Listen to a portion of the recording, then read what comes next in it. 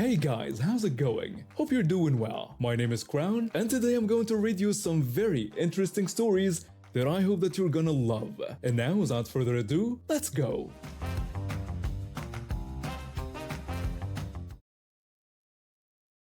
I work as a sales manager for a small tech company, which means I travel about twice a month for client meetings. I've been doing this for about some years now, ever since my divorce was finalized, and I needed to throw myself into work to keep my mind off everything falling apart at home. When you travel for work, you develop this weird relationship with airports. You know which terminals have the best coffee, which security lines move fastest, and most importantly, you know that short-term parking is worth every penny when you're already running on 3 hours of sleep and can't deal with the shuttle from long-term parking. So there I was last Tuesday morning, circling the short-term parking garage like a vulture. My flight was in an hour and a half, which should have been plenty of time, but the parking gods were not smiling on me that day. Every spot was taken, and I was starting to get that familiar knot in my stomach that comes with potentially missing a flight. Then I saw it. A guy in a silver sedan was clearly getting ready to leave. He had his reverse lights on and was backing out of a prime spot just 20 feet from the elevator. I stopped my car, put on my blinker, and waited. Standard parking lot etiquette, right? The guy in the sedan was taking his sweet time, probably checking his phone or adjusting his mirrors. I waited patiently, engine running, blinker still on. Finally, he started backing out, but he was going super slow and basically blocking the entire lane while he maneuvered. That's when I heard it. The rumble of a high-performance engine coming up behind me. I looked in my rearview mirror and saw this flashy red Camaro approaching fast. The driver looked like he was straight out of a muscle car commercial. All sunglasses and attitude, with what I can only describe as a trophy girlfriend in the passenger seat. She had perfectly styled blonde hair and was wearing more makeup than I put on for my wedding. I figured the Camaro guy would wait behind me like a normal person. When the sedan cleared the spot, this guy gunned it around me and swooped right into the space I've been waiting for. Just like that. No hesitation, no acknowledgement that I'd been sitting there with my blinker on. I sat there for a second, honestly shocked. I mean, I've seen people do inconsiderate things in parking lots before, but this was next level. I pulled forward so I was right next to his driver's side window and rolled mine down. I told him that I had been waiting for that space. The guy looked at me through his sunglasses with this smug expression. He just shrugged like it was no big deal and offered a casual apology, like he'd bumped into me at the grocery store. I pointed out that if he was really sorry, he could leave and give me the space I was clearly waiting for. He didn't even respond, just rolled up his window and started talking to his girlfriend like I wasn't even there. The girlfriend was giggling and looking at me like I was some kind of entertainment. I'm not usually a confrontational person. 3 years of divorce proceedings taught me to pick my battles. But something about this guy's attitude just set me off. Maybe it was the stress of traveling, maybe it was the fact that I've been having a rough month at work, or maybe it was just that I was tired of people thinking they could walk all over me. I drove off to find another parking spot, which took another 10 minutes of circling. By the time I found one, I was cutting it close on time, but I wasn't ready to let this go. I started walking back toward the elevator, which meant passing by the Camaro. When I got closer, I could see both of them still sitting in the car. He was probably bragging to his girlfriend about how he'd just shown some woman who was boss. I had my keys in my hand, and for a split second, I actually considered keying his car. I'd never done anything like that before in my life, but the thought crossed my mind. The car was clearly his pride and joy, all shiny and perfect. But I'm not a vandal. And besides, that would have been stooping to his level. Then I had a better idea. I walked up to the car with the sweetest smile I could manage. This guy struck me like the type who thought women were just emotional creatures who couldn't handle confrontation. He probably expected me to cry or throw a tantrum. I knocked on his window. He looked annoyed but rolled it down anyway. I complimented him on his gorgeous car, putting on my most innocent voice. He looked confused but pleased, like he wasn't sure what I was up to but enjoyed the attention. He thanked me awkwardly. He was already starting to roll the window back up when I told him to wait because there was something I wanted him to think about while he was in the airport. Now he looked really confused. His girlfriend was leaning over to hear what I was saying. I explained to him that I knew where his car was parked, but he didn't know where my car was parked. I let that sink in for a moment, then turned and walked away without another word. I didn't threaten him or say I was going to do anything. I just said a fact and let his imagination do the rest. Behind me, I heard the girlfriend yell something nasty at me, but I didn't turn around. I just kept walking toward the elevator with a smile on my face. When I was waiting for the elevator, I heard the Camaro's engine start up. I turned around just in time to see him pulling out of the parking space and driving away. Mission accomplished. I never had any intention of actually doing anything to his car.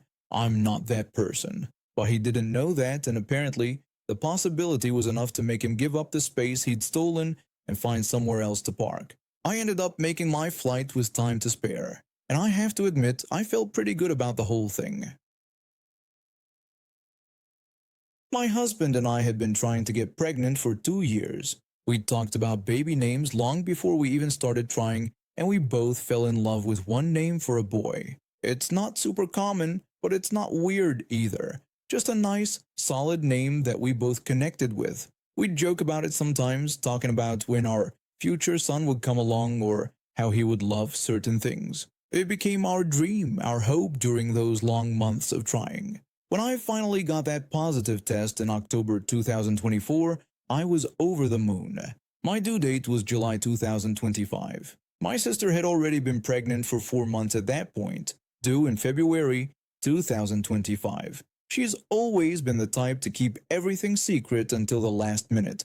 With her 3 other kids, she never told anyone the names until they were born. It's just her thing. And honestly, I respect that. In December 2024, when I was 3 months along and finally ready to share the news, I called a family gathering.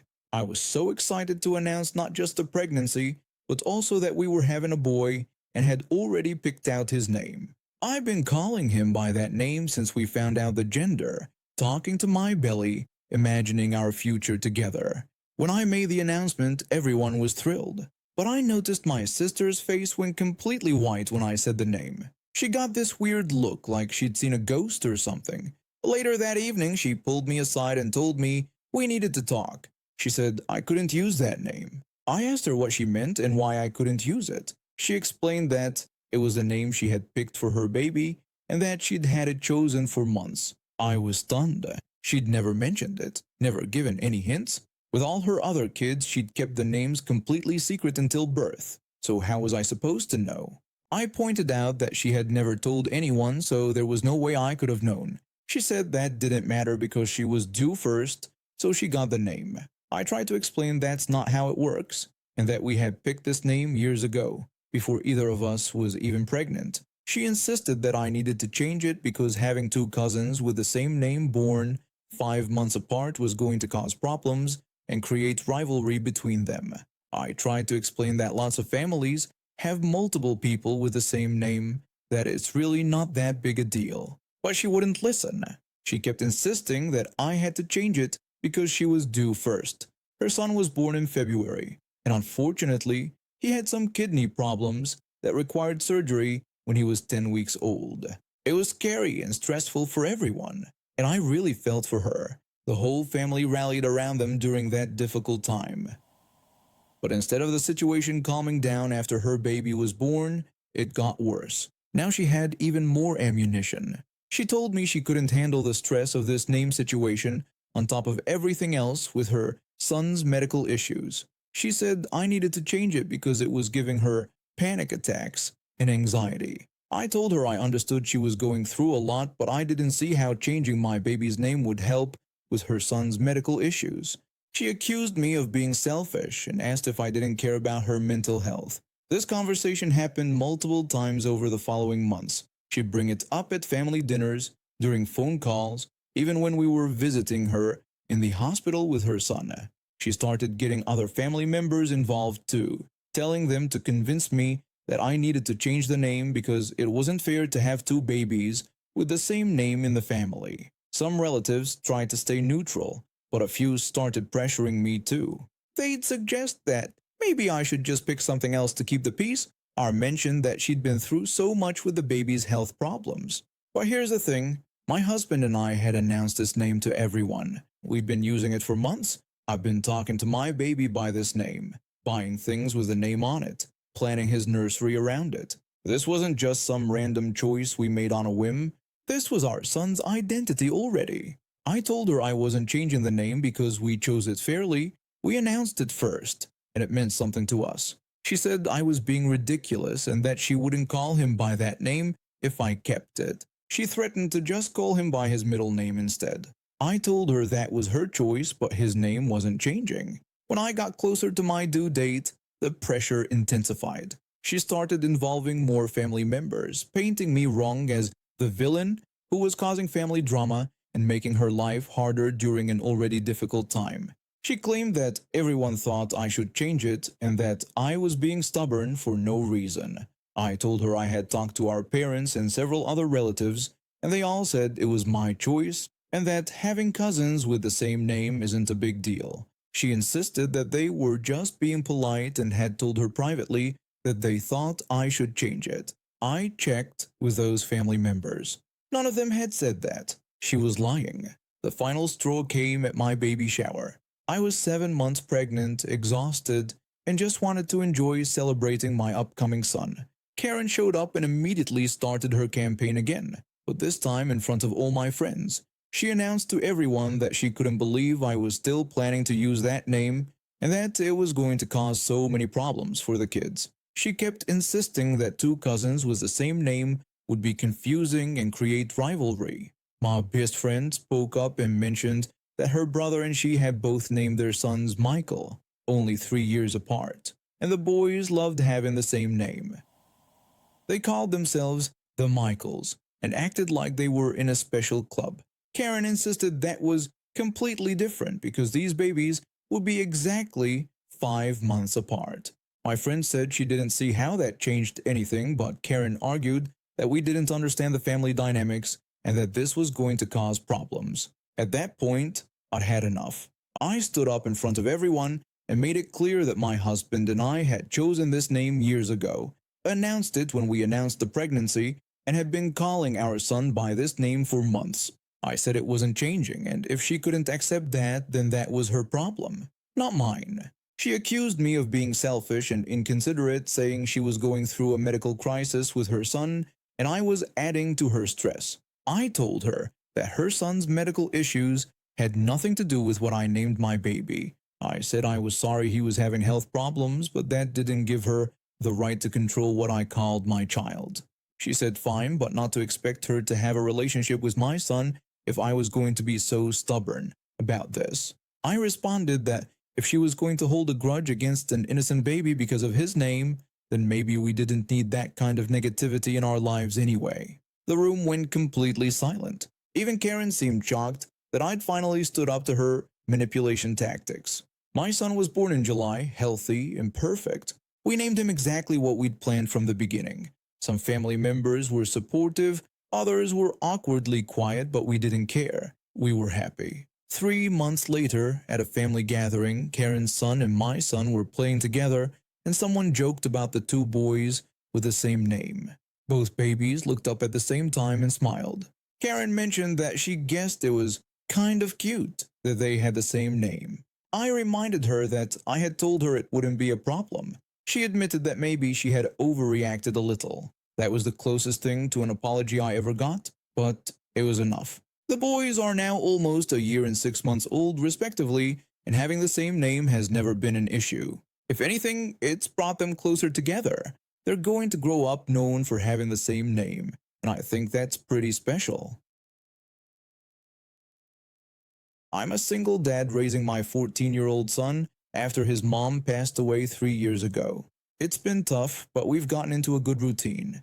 My boy is generally well behaved, gets decent grades, and has a close group of friends. One of his best friends lives 2 streets over, and they've been buddies since elementary school. The friend's mom, let's call her Karen because that's exactly what she turned out to be, always seemed a bit off to me. The few times I'd interacted with her at school events or when dropping my son off, She had this way of talking down to everyone around her. She acted like she was a neighborhood authority on parenting, always making comments about how other kids were being raised. I mostly just nodded politely and tried to keep interactions brief. My son had been spending more time at their house lately because they had gotten some new video game console, and the boys were obsessed with it.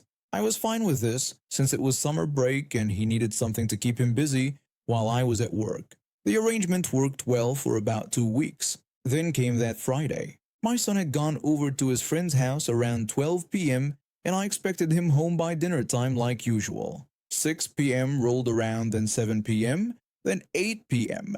I tried calling his phone, but it went straight to voicemail every time. This wasn't like him at all. He always answered his phone or at least texted me back within a few minutes. By 9 p.m., I was getting really worried. I decided to drive over to the friend's house to check on him. When I knocked on the door, Karen answered with this smug look on her face. She asked what I wanted in a dismissive tone. I told her I was there to pick up my son since he wasn't answering his phone and it was getting late. That's when she told me that he couldn't come to the phone because he was grounded. I stared at her for a moment, thinking I must have misheard. I asked her to clarify what she meant by grounding my son. She explained that both boys had been completely disrespectful that day, running around and being loud. When she told them to quiet down and they talked back to her, she tried to discipline them. My son had the nerve to stand up to her and tell her she couldn't tell him what to do. I asked her what exactly she meant by discipline. She casually mentioned that she had smacked them both on the head to get their attention. Nothing serious, just a little tap, she claimed. But when my son got defensive and started raising his voice at her, she decided he was grounded to his room for the weekend. I felt my blood pressure rising. This woman had hit my child and then grounded him like she had some kind of authority over him. I told her she had no right to hit my son or ground him since he was my kid, not hers. I asked her to go get him so we could go home. She absolutely refused. She said he needed to learn respect and clearly wasn't getting it at home. He was staying there until Sunday evening, and that was final, she declared. I asked if she was out of her mind, explaining that she couldn't keep my son there against his will because that was called kidnapping. She shot back that it was called proper parenting, something I obviously didn't know anything about. She told me to get off her property before she called the police. I told her to go ahead and call them because I'd love to explain to the police how she hit my child and was now refusing to let him leave. She slammed the door in my face. I stood there for a moment, trying to decide what to do next. I could hear voices upstairs, and I was pretty sure one of them was my son. I knocked again, harder this time. When she opened the door again, she was holding her phone. She threatened to call the police right away if I didn't leave. I told her that was fine, she should call them, but I wasn't leaving without my son. She insisted he wasn't going anywhere because he was learning a lesson about respect. I told her the only lesson being learned was that some adults think they can abuse other people's children.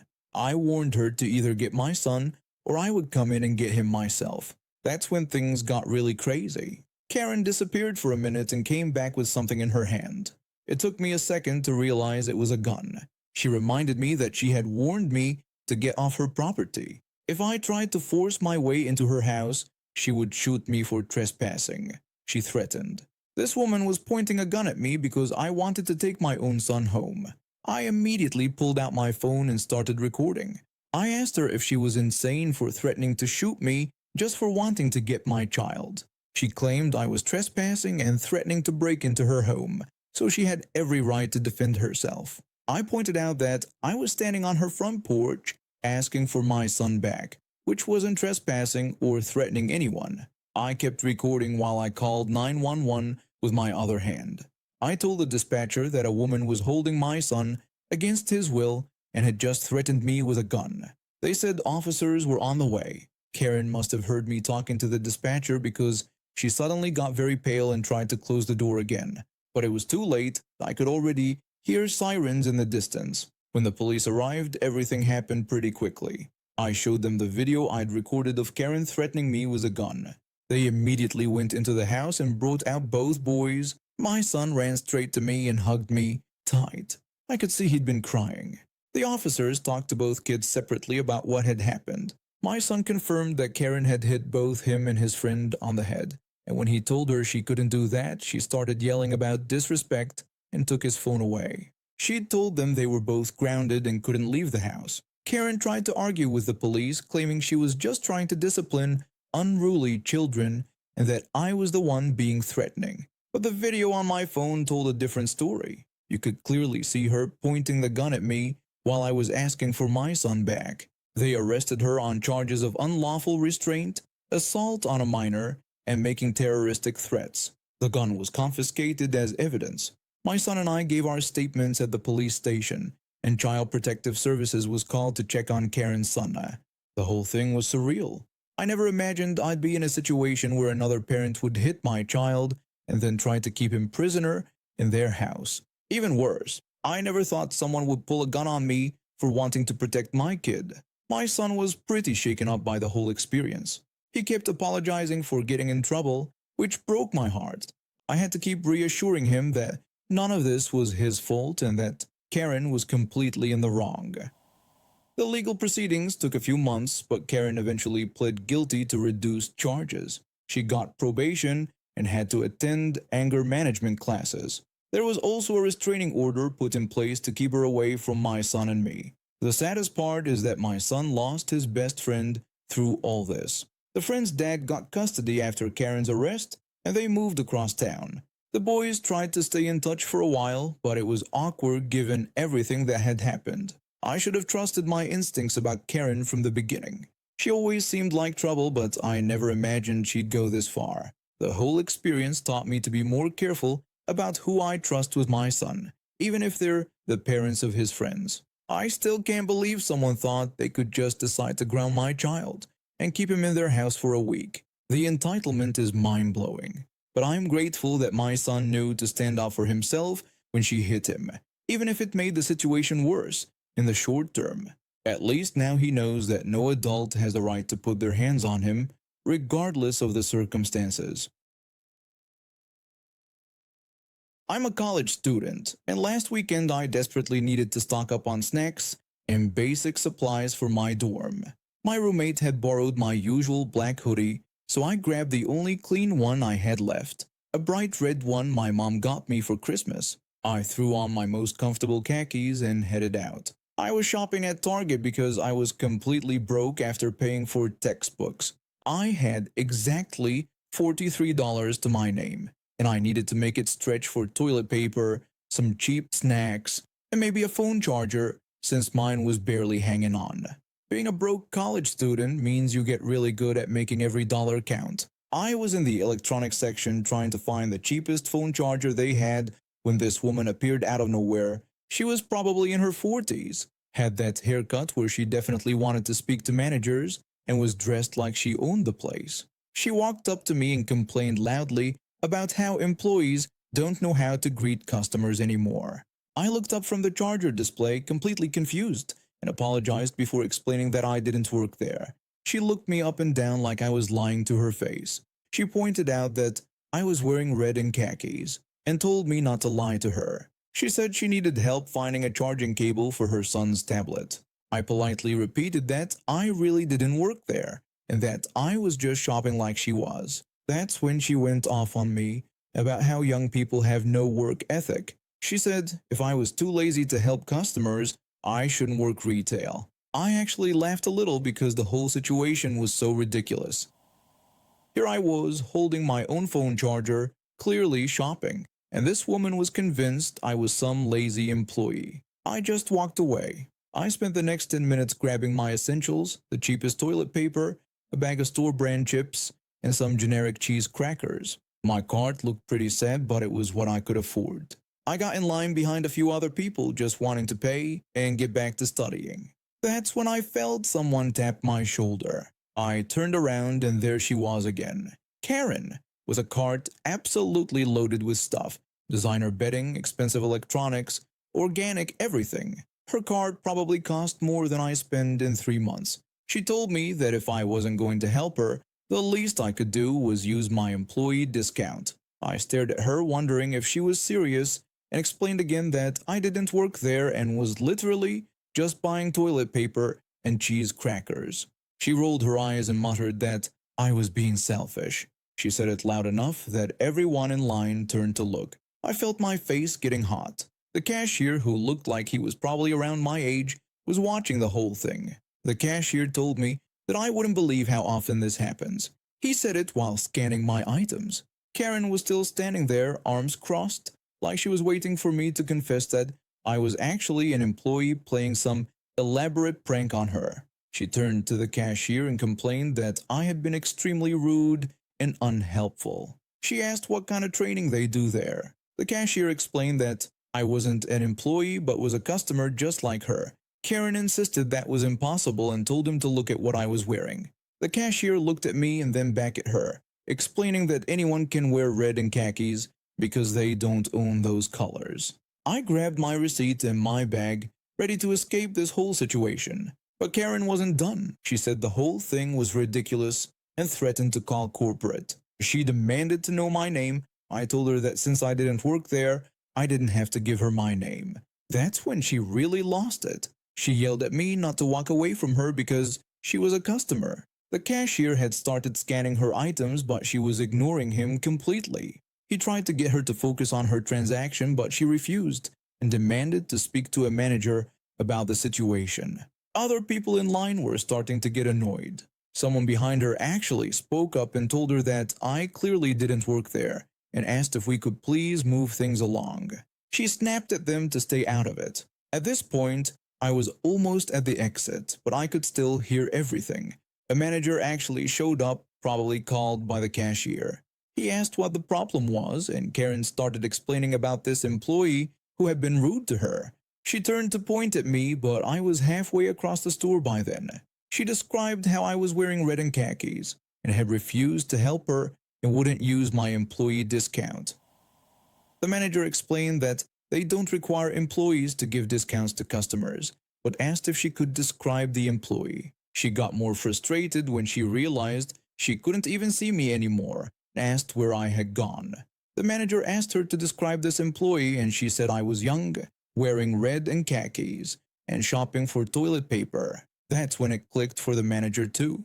He told her that sounded like a customer, not an employee. By the time I got to my car, I could see through the windows that Karen was still at the customer service counter, probably demanding to speak to an even higher manager. The cashier caught my eye when I walked past the windows and just shook his head. I sat in my car for a minute, just processing what had happened. In the span of one shopping trip, I've been accused of being lazy, selfish, and dishonest, all because I wore the wrong colors. The whole thing made me think about how retail workers deal with this kind of thing every single day. I lasted 1 hour in the wrong outfit and nearly lost my mind. When I got back to my dorm, my roommate asked why I looked so stressed. I told him the whole story and he just laughed. He asked why I didn't just help her find the charger, saying it would have been easier than all that drama. I reminded him that I didn't work there. That's when I realized some people will never understand that not everyone exists to serve them. Karen probably went home and told everyone about the rude employee at Target, never once considering that maybe, just maybe, she was wrong. I'm definitely sticking to black hoodies from now on. I moved into my duplex about 8 months ago after finally scraping together enough money for a security deposit. After years of living in a cramped studio apartment with paper-thin walls, I hit the jackpot. The duplex was old but well-maintained, with actual separate rooms and a tiny backyard. The rent was reasonable and the landlord seemed decent. I worked 2 jobs, mornings at a coffee shop and evenings doing data entry from home, so having a quiet place to concentrate was important to me. The duplex sits on a quiet residential street with mostly older couples and small families. My side is the left unit, and there is another identical unit on the right that shares a wall with my bedroom. When I first moved in, the other side was empty, which was perfect. I could blast my own music, take late-night phone calls with friends, and generally not worry about bothering anyone. That peace lasted exactly 3 months. The new neighbors moved in on a Tuesday. I saw the moving truck and noticed it was just a teenage-looking guy and an older woman who I assumed was his mother. They seemed normal enough. The mom waved when she saw me getting my mail, and the son nodded politely when we passed each other on the sidewalk. The problem started almost immediately. The first night they moved in, I was woken up at 12:30 a.m. by what sounded like a small earthquake coming through my bedroom wall. It took me a few confused minutes to realize it was music, specifically, really loud electronic music with heavy bass drops that made my entire bed vibrate. I lay there for about 20 minutes, hoping it would stop, but it just kept going. Finally, I got up and knocked on their door. The son answered, looking completely unbothered, despite the fact that it was nearly 1 a.m. on a Wednesday night. I apologized for bothering him, but explained that the music was really loud and I had to work early the next morning. I asked if he could maybe turn it down a bit. He seemed annoyed but agreed with a casual whatever and closed the door. The music did get quieter after that, not off, just quieter. I figured that was a reasonable compromise and went back to bed. But it became a pattern. Every few nights the music would start up again around midnight or 1 a.m. Sometimes it was dubstep, sometimes it was trap music, but it was always loud enough to shake the wall between our units. I'd lie in bed for a while, hoping it would stop on its own, but it never did. So I'd drag myself out of bed, throw on a robe, and trudge over to knock on his door. The conversations were always basically the same. I'd politely explain that it was really late and the music was keeping me awake, asking if he could please turn it down. He'd roll his eyes dramatically and agree with obvious irritation. Then he'd turn it down just enough that I could almost sleep but not off completely.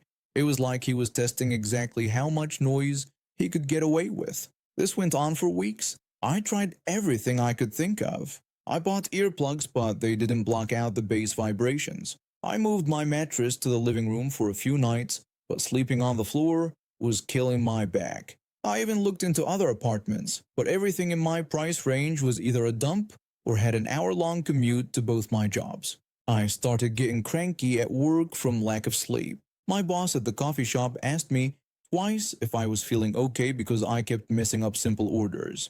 My evening data entry work was taking twice as long because I couldn't concentrate. I was miserable. Last week, I reached my breaking point. It was a Thursday night and I had to open the coffee shop at 5 a.m. the next morning.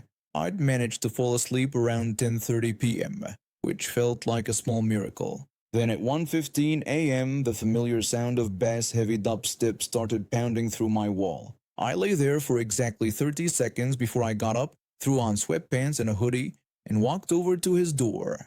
I knocked firmly but not aggressively. He answered looking slightly annoyed, like I was the one being unreasonable. I told him I knew we'd been through this before, but it was after 1 a.m. on a school night. I explained that I had to be up in less than 4 hours for work and asked if he could please just turn it down. He gave me another dramatic eye roll and said fine with obvious irritation. But this time he actually turned it off completely. I was so relieved I almost thanked him, but he'd already closed the door in my face. The next day was Friday. I made it through my early shift without falling asleep in the espresso machine, and I was looking forward to a weekend of catching up on sleep. Saturday afternoon I was sitting on my tiny front porch reading a book when I heard footsteps coming up the walkway. I looked up to see the woman I'd assumed was my neighbor's mother walking toward me with a determined expression that immediately put me on guard. She was probably in her late 40s with shoulder-length blonde hair and the kind of outfit that screamed, "I want to speak to your manager," expensive-looking yoga pants, and a designer handbag. She told me we needed to talk, and when I asked about what, she accused me of harassing her son. She claimed he told her I came banging on their door in the middle of the night, yelling at him. I blinked at her, genuinely confused.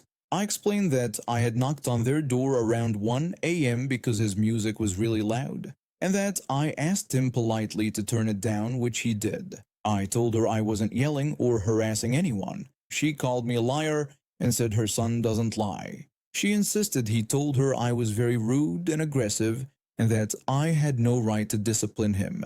I tried to explain that I wasn't disciplining him, just asking him to be considerate of his neighbors. I pointed out that it was after 1 a.m. and his music was loud enough to shake my bedroom wall. She said she didn't care what time it was. She declared that he was 19 years old and could play music in his own home whenever he wanted. She told me I didn't get to tell him what to do. I tried to reason with her, saying I wasn't trying to tell him what to do, just asking for basic courtesy. I mentioned that most people don't blast music after midnight on weeknights. She snapped back that most people mind their own business. Then she delivered the bombshell. Since I didn't know how to behave like a proper neighbor, she was grounding me until I learned some manners. I stared at her for a solid 10 seconds, waiting for her to laugh or indicate that she was joking. She wasn't. I asked if she had just said I was grounding, hardly believing what I was hearing. She confirmed it with authority, listing my new rules. No more bothering her son, no more knocking on their door, and no more attitude. She commanded that I stay in my own home and think about what I'd done wrong. I told her that I pay rent and taxes, and I'll ground myself when I'm dead. She started sputtering angrily. She threatened to call my landlord and the police, demanding to know how I dared speak to her like that. I told her she could call whoever she wanted, but she should probably know that most noise ordinances kick in at 10 p.m. So if anyone was breaking rules here, it wasn't me. She huffed and puffed for another minute, clearly expecting me to back down or apologize. When I just sat there looking at her, she spun around and stormed off toward her side of the duplex. I went back to reading my book, honestly more amused than anything else. Ever since that conversation, I haven't heard a peep from next door after 10 p.m. Not a single night. The son still nods when we see each other outside, and he doesn't seem hostile or anything. If anything, he seems slightly embarrassed. Like maybe he realized his mom went a little overboard. I never did hear from the landlord or the police, shocking absolutely no one. So I guess I'm officially grounded by a stranger who has zero authority over me, and somehow it's been the most effective noise control method yet. I'm sleeping better than I have in months, my work performance is back to normal, and I haven't had to have any awkward confrontations with my neighbor. And now we have reached the end of today's stories. Thank you for watching, and see you next time.